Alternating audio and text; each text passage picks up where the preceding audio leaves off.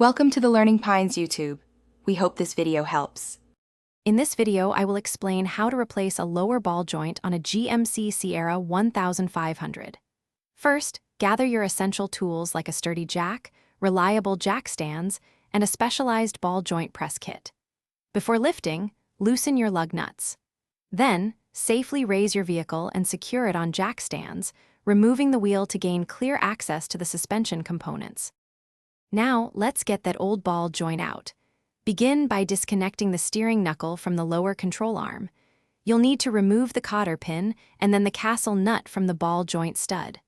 Once those are off, employ a ball joint separator or a specialized press tool to carefully push the worn-out joint free from its housing. This step requires precision. With the old joint removed, it's time for the new one. First, thoroughly clean the control arm bore to ensure a smooth fit. Select the correct adapters for your ball joint press and carefully press the new ball joint into its housing. Make sure it's fully seated and correctly oriented. This precise installation is crucial for proper suspension function and safety. Finally, let's put everything back together.